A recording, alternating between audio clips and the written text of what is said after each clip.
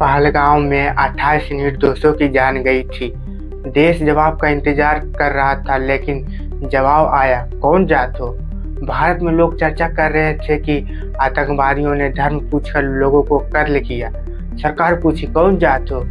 लोग पाकिस्तान के खिलाफ मास्टर स्ट्रोक की तलाश में थे। सरकार पूछी ए भैया कौन जात हो?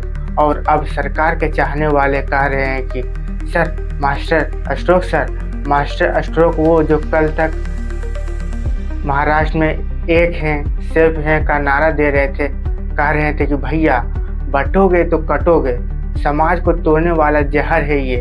इस पहलगाम की तरफ देख रहा था। मोदी जी की बैठक करते हुई तस्वीरें सामने आ रही थी। तब दिल्ली से यह ऐलान हुआ कि कौन जात सुरक्षा सवाल पर आप इंतज़ार कर सकते हैं। जिस बात का आप इंतज़ार नहीं कर सकते वो यह है कि कौन जात हो। वैसे कौन जात हो हिंदुस्तान की पॉलिटिक्स में अहमियत रखता है, हर प्रदेश में रखता है। कोई माने ना माने, हर नेता को पता होता है कि उसके इलाके में कितनी जात के कौन लोग हैं। उसी आधार पर टिकट बंटता है, उसी आधार पर नेता अपना एजेंडा तय करता है और उसी आधार पर पूरा इलेक्शन चलता है। इसीलिए शायद भारत की गलियों में, सड़क से संसद तक कौन जात हो सर्दियों से गुजरता रहा है। लेकिन अब मोदी जी खुद पूछने कौन जात हो, तो क्या पलटकर जनता भी पूछेगी कि का हो मोदी जी जाते ही गिनवाएंगे कि विकास भी गिनवाएंगे। रहा है कि पाकिस्तान का जवाब तो बाद में भी देखा जाएगा। पहले आप यह बताइए कि कौन जात हो। केंद्रीय मंत्री ने कहा कि 1947 से जाति नहीं गिनी गई, कांग्रेस दबा रही थी, हमने दिला दिया। लेकिन सवाल यह है कि अगर जाति का डाटा विकास के लिए है तो फिर यह यूटर्न चुनाव से ठीक पहले क्यों? जातिगत जनगणना को लेकर जो सरकार तर्क देना चाहती है वो यह है कि इससे योजनाओं को बेहतर टारगेट किया जा सकेगा। लेकिन एक सच सरकार का भी यह है कि इससे पहले कोई भी योजना जाति के हिसाब से तो बनाई ही नहीं गई, तो फिर अब जातिगत आधार पर जब पॉलिसी की बात हो रही है तो कैसे होगा? क्योंकि यह वही मोदी सरकार है जो कभी जातिगत जनगणना को समाज को बांटने वाला कदम बताती थी। 2021 में जो तमाम विपक्षी दल ये पूछ रहे थे कि सरकार क्यों डर रही है, तब बीजेपी ने कहा था गरीबी सबसे बड़ी जाति। लेकिन सवाल यह है कि अब अचानक से सरकार का यूटर्न क्यों, और यूटर्न पहलगाम के बीच में क्यों? पहलगाम के विषय पर पटना, बिहार, यूपी का जिक्र क्यों? क्या इसका जवाब वोट है? क्या इसका जवाब यह है कि मुद्दा जो है वो थोड़ा भटक जाएगा, उधर से ध्यान इधर आ जाएगा, या कोई और मास्टर स्ट्रोक? जैसा कि मोदी सरकार के चाहने वाले कहते हैं कि मोदी जी का दिमाग चाचा चौधरी से तेज है। आप जो सोचते हैं उसको बहुत पहले कर चुके होते हैं भगवान जी। लेकिन वोट की कहानी सच्ची है, क्योंकि बिहार में 2025 में विधानसभा चुनाव है, उत्तर प्रदेश में 2027 में चुनाव है, और ऐसा लगता है कि बीजेपी ये मान रही है कि विपक्ष का जाति कार्ड छीन कर वो ओबीसी और दलित वोट बैंक को अपने पाले में कर लेगा। लेकिन सवाल यह है कि वो जो सबका साथ सबका विकास से बटोगे तो कटोगे, हम एक हैं तो सेफ हैं, तो उन नारों का क्या होगा? और यह वो आंकड़े सरकार देगी क्या? यह वाकई समाज के लिए होंगे या फिर चुनाव में सियासी फसल काट देंगे, पता नहीं। लेकिन जो हमें पता है कि वो ये कि अब आईटीसी सेल की परीक्षा बढ़ जाएगी, क्योंकि आईटी सेल की ये समझाना पड़ेगा कि जो जातिगत गिनती समाज को पीछे ले जा रही थी, अब वो कैसे राष्ट्र निर्माण की वजह बन सकती है। कई सारे तर्क आ सकते हैं। हो सकता है बीजेपी कह दे कि राहुल गांधी जी से मुद्दा छीन लिया। कुछ आईटीसी सेल वाले कह सकते हैं कि भैया मुसलमान की भी जात पता लग जाएगी, वो जो भीम मीम चलता है वो खत्म हो जाएगा। फिर कहा गया कि सवर्णों को क्रेडिट मिल जाएगा। बहुत आरोप लगता है कि सवर्ण खाए बैठे हैं। किसी ने कहा जाति पर बहस होगी, कश्मीर की बात दब जाएगी। तो कुछ और क्रांतिकारी थे, वो कहें कि भैया विपक्ष जो आज सोचता है ना वो मोदी जी बहुत पहले सोच लिए थे। 2014 में सोचे फलाना कमेटी बनाएगी। हालांकि यह भी सच है, बीजेपी जब विपक्ष में थी तब वो जातिगत जनगणना की बात करती थी, लेकिन सत्ता में आने के बाद उसने इस बारे में बात नहीं की। लेकिन अब गंभीरता से हम भी समझने की कोशिश करते हैं कि जातिगत जनगणना जब हो रही है, इसका फायदा किसे होगा, चोट किसे पहुंचेगी, बीजेपी का क्या फायदा नुकसान है। बीजेपी का फायदा यह है कि बीजेपी विपक्ष का मुद्दा छीनने और ओबीसी वोट बैंक को खींचने की कोशिश कर सकती है, क्योंकि विपक्ष का यह बहुत बड़ा मुद्दा है। नुकसान यह है कि अपर कास्ट है, उनमें बीजेपी को नाराजगी का सामना करना पड़ सकता है। अपर कास्ट चीख कर कह रहा है कि सारा बीजेपी जो है वो हमारे खिलाफ करती है, वोट हम देते हैं और इनकी सारी पॉलिसी हमारे खिलाफ जाती है। हिंदू राष्ट्र और हिंदू एकता के नैरेटिव को भी नुकसान इससे पहुंच सकता है। विपक्ष का क्या फायदा है।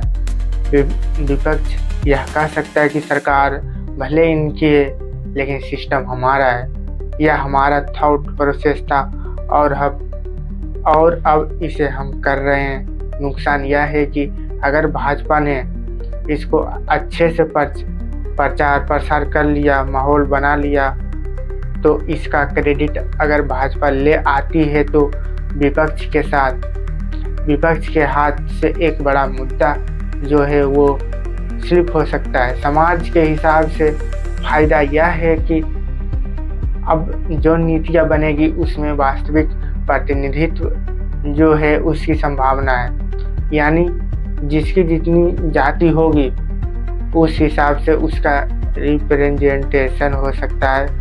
पॉलिसीज में नुकसान यह है कि सामाजिक बंटवारा इससे हो सकता है, जातीय तनाव बढ़ सकता है। ये दो धारी तलवार है, समाज का उत्थान भी कर सकती है और समाज को बर्बाद कर सकती है।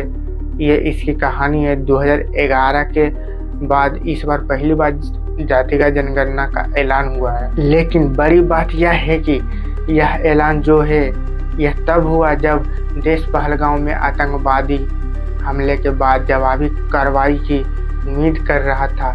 लेकिन मोदी सरकार जो अब तक जातिगत जनगणना को समाज विभाजन की वजह बताकर टाल रही थी, वह अचानक यह क्यों करती है।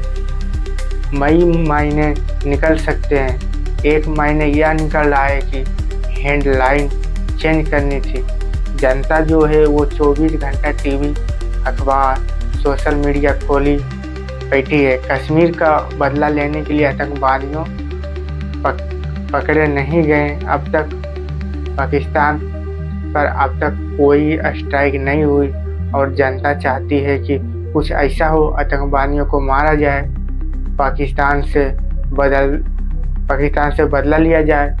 तो यह हेडलाइन मैनेजमेंट का हिस्सा हो सकता है, एक दूसरे हो सकता है। लॉन्ग टर्म में यूपी बिहार का इम्पैक्ट फ्यूज इज ऑब्वियस, वो तो है ही है, इसमें तो कोई दो राय नहीं है। तीसरा, क्या इसके अलावा भी कुछ हो सकता है? क्या ऐसा फैसला आ सकता है जिसमें विपक्ष का वोट बैंक है उसे आधा करने की ज़रूरत हो? विपक्ष की ताकत क्या है? मुसलमान प्लस पिछड़े दलित आबादी, क्या उस तरफ कोई कदम हो सकता है? देखने वाली बात है। लेकिन फिलहाल विपक्ष क्रेडिट युद्ध लड़ रहा है। विपक्ष कह रहा है कि देखो जी, हमने पहले ही कहा था। कांग्रेस कह रहे हैं कि देखो बीजेपी झुकती है, झुकाने वाला चाहिए, राहुल गांधी जैसा फौलादी नेता चाहिए। आरजेडी कह रही है कि देखो तेजस्वी जी हमारे कह रहे थे, हमारी बात मान ली गई। तेजस्वी भैया लालू जी दशकों से संघर्ष कर रहे थे। अखिलेश यादव कह रहे हैं कि पीढ़ियों की जीत है, लेकिन यह क्रेडिट की लड़ाई है। यह वैसे ही जैसे कई सारे बच्चे एक खिलौने पर लड़ रहे हैं। सवाल यह है कि अगर आंकड़े आए तो क्या विपक्ष 50% आरक्षण की सीमा को तोड़ पाएगा, या फिर बीजेपी इसे अपने तरीके से, और क्रेडिट किसको जाएगा, वो जो इसके लिए लड़ रहा था या वो जो इसने इम्प्लीमेंट किया? यह भी देखने वाली बात होगी। लेकिन जो बात स्पष्ट है वो है यूपी बिहार में कौन जात पात की रिसायत। यूपी बिहार में जातिगत जनगणना का असर दिखना तय है। आंकड़े आते ही इसलिए हर पॉलिटिक्स पार्टी ने अपनी अपनी जाति का परचम लहराना तेज कर दिया है। यहाँ गणित साफ है। तेजस्वी भैया कह रहे हैं कि जिसकी जितनी आबादी उसका उतना हक। यही फॉर्मूला बिहार के बाद यूपी में भी चलेगा और बिहार विधानसभा इस बार महत्वपूर्ण होगा। शायद ही बीजेपी भी यह जानती थी कि मंडल 2.0 के 8 है। अगर अब जातिगत जनगणना के आंकड़े सामने आते हैं तो फिर इसमें भी ज़बरदस्त पॉलिटिक्स हो सकती है। अगर यह भी पता लगता है कि ऊंची जातियां अल्पसंख्यक है तो सबका साथ सबका विकास के लिए नारे ज़्यादा असर सबका जात सबका आरक्षण का पड़ेगा। हालांकि अब बीजेपी को इससे कितना फ़ायदा होगा कितना नुकसान होगा यह तो वक्त बताएगा। क्या इससे कश्मीर का मुद्दा गायब होगा, यह भी वक्त बताएगा। लेकिन एक बात तो जो सोशल मीडिया के सहारे दिख रही है स्पष्ट है, वह यह है कि बीजेपी के समर्थक फिलहाल खिसिया गए हैं और वो नाराज होकर भी कई सारे कह रहे हैं कि सरकार से NRC मांगा, जातिगत जनगणना दे दी।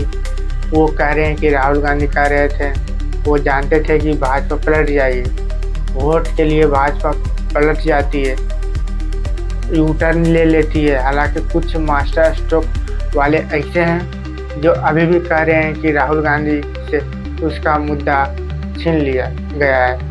यह बढ़िया कहानी है, लेकिन हम सोशल मीडिया के चकल्लस से आगे बढ़कर इसकी गंभीरता समझाते हैं कि ये आंकड़े जो हैं यह समाज को बदलेंगे या आग लगाएंगे।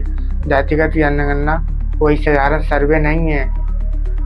1931 के बाद ओबीसी आबादी का कोई ठोस आधार नहीं है। अगर नए आंकड़े दिखाते हैं, इधर नए आंकड़े ये बताते हैं कि ओबीसी जो है वो 60 से 70 है तो फिर 50% आरक्षण की सीमा पर तूफान आ जाएगा। सुप्रीम कोर्ट का इंदिरा साहनी जजमेंट फिर कटघरे में होगा। लेकिन खतरा यह है कि आंकड़े सियासी हथियार बन सकते हैं। कर्नाटक के सर्वे विवाद इस बात का सबूत है। सरकार का पारदर्शिता बरतनी होगी, वरना ये आंकड़े समाज को जोड़ने की बजाय तोड़ने वाले भी हो सकते हैं। हालांकि इन सब के बीच में पहलगांव में आतंकवादी हमला चल रहा था। पीएम मोदी सुरक्षा मीटिंग कर रहे थे और उसी समय जातिगत जनगणना का फैसला आना अपने आप में हैरान करने वाला है। पाकिस्तान के खिलाफ प्लानिंग चल रही थी, वही दूसरी तरफ जातिगत जनगणना का मास्टर स्ट्रोक। यह टाइमिंग बताती है कि सरकार इस मुद्दे को राष्ट्रीय सुरक्षा के शोर में दबाना चाहती थी ताकि विवाद शायद ज़्यादा ना हो, लेकिन सोशल मीडिया ने इसे सुर्खियों में ला दिया।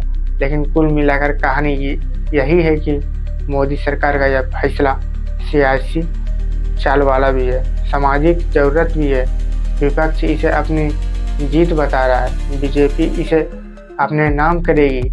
यूपी बिहार के चुनाव में जो इसे जो इसे अच्छे से बुना ले जाएगा उसके लिए गेम चेंजर हो जाएगा। लेकिन याद रखिएगा, जाति सिर्फ आंकड़ा नहीं, यह हमारी पहचान, हमारे जख्म और हमारे सपनों का हिस्सा है। इसलिए कौन जात हो पूछने से पहले क्या सरकार ने यह सोचा कि इसका जवाब जो होगा वो समाज को जोड़ेगा या तमाशा बनाकर तोड़ेगा?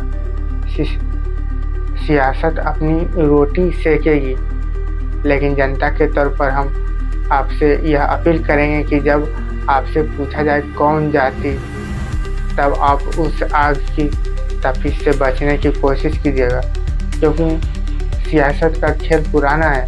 सियासत इस कदर आवाम पर एहसान करती है, पहले आंखें छीनती है, फिर उन दोनों को चश्मा करती है।